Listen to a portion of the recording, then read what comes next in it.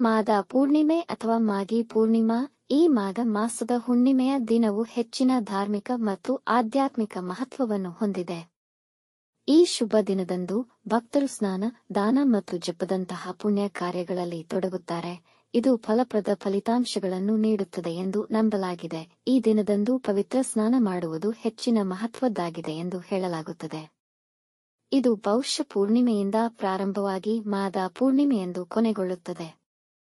ತೀರ್ಥರಾಜ ಪ್ರಯಾಗದಂದು ಕಲ್ಪವಾಸ ಮಾಡಿದ ನಂತರ ಮಾಘ ಪೂರ್ಣಿಮೆಯು ತ್ರಿವೇಣಿ ಸ್ನಾನವನ್ನು ಕೈಗೊಳ್ಳಲು ಕೊನೆಯ ದಿನವಾಗಿದೆ. ಹಿಂದೂ ನಂಬಿಕೆಗಳ ಪ್ರಕಾರ ಮಾಘ ಸ್ನಾನ ಮಾಡುವ ಜನರಿಗೆ ಭಗವಂತ ಶ್ರೀಹರಿಯು ಸಂಪತ್ತು, ಮಕ್ಕಳು, ಸಮೃದ್ಧಿ, ಅದೃಷ್ಟ, ಸಂತೋಷ ಮತ್ತು ಮೋಕ್ಷವನ್ನು ಆಶೀರ್ವದಿಸುತ್ತಾನೆ. ಪೌಷ ಮಾಸದ ಹುಣ್ಣಿಮೆಯಿಂದ ಪ್ರಾರಂಭವಾಗುವ ಮಾಘ ಸ್ನಾನವು ಮಾಘ ಪೂರ್ಣಿಮಾ ತಿಥಿ ಫೆಬ್ರವರಿ 11, 2025 ರಂದು ಸಂಜೆ 6:42ಕ್ಕೆ ಪ್ರಾರಂಭವಾಗುತ್ತದೆ.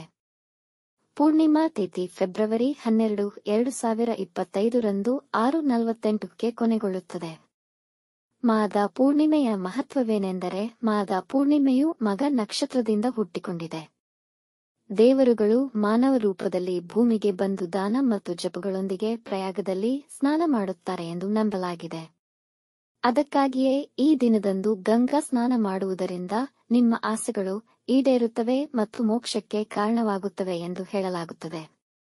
ಹಿಂದೂ ಧರ್ಮಗ್ರಂಥಗಳಲ್ಲಿನ ಬರಹಗಳ ಪ್ರಕಾರ ಈ ಮಾಸ ಎಷ್ಟೋ ಪ್ರತ್ಯೇಕತೆಯನ್ನು ಹೊಂದಿದೆ. ಈ ದಿನ ಪಾರ್ವತಿಯ ಜನ್ಮದಿನವೆಂದು ಹೇಳುವರು, ಲಲಿತಾಂಬಿಕಾ ಜಯಂತಿ ಎಂದು ಕೂಡ ಹೇಳುವರು. ವಿಶಿಷ್ಟತೆಯನ್ನು ಹೊಂದಿರುವ ಈ ಮಾಘಿ ಪೌರ್ಣಮಿ ಆಚರಣೆ ತುಂಬಾ ಶ್ರೇಯಸ್ಕರ. ಮಾಘ ಮಾಸವೆಂದರೆ ಸ್ನಾನಕ್ಕೆ ಹೆಚ್ಚಿನ ಮಾನ್ಯತೆ ಇದ್ದು, ಮಘ ಎಂದರೆ ಪಾಪಗಳನ್ನು ತೊಳೆಯುವ ಎಂದು ಸ್ನಾನದಾನಕ್ಕೆ ಈ ಮಾಸದಲ್ಲಿ ಹೆಚ್ಚಿನ ಒತ್ತು ನೀಡಲಾಗಿದೆ.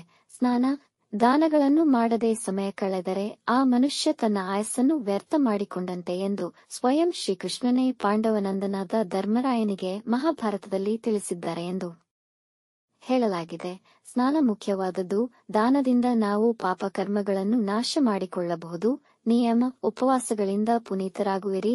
ಈ ದಿನ ಅಂದರೆ 12ರ ಬೆಳಗಿನ ಜಾವದಲ್ಲಿ ಸೂರ್ಯೋದಯಕ್ಕೆ ಮುಂಚಿತವಾಗಿ ಎದ್ದು ನಿತ್ಯ ಕರ್ಮ ಸ್ನಾನಾದಿಗಳನ್ನು ಮುಗಿಸಿ ಸಂಕಲ್ಪ ಮಾಡಿ ಸ್ನಾನ ಮಾಡಿ ನಿತ್ಯದ ಪೂಜಾ ವಿಧಿ ವಿಧಾನಗಳನ್ನು ಮಾಡುತ್ತಾ ಉಪವಾಸ ಮಾಡುವ ಸಂಕಲ್ಪ ಮಾಡಿ. ಉಪವಾಸ ಸಾಧ್ಯವಾಗದಿದ್ದರೆ ಹಾಲು ಹಣ್ಣು ಸ್ವೀಕರಿಸಿ. ಮಾಘ ಪೌರ್ಣಮಿಗೆ ತಂಬಿಟ್ಟು ಬಹಳ ಶ್ರೇಷ್ಠವಾದ ನೈವೇದ್ಯ.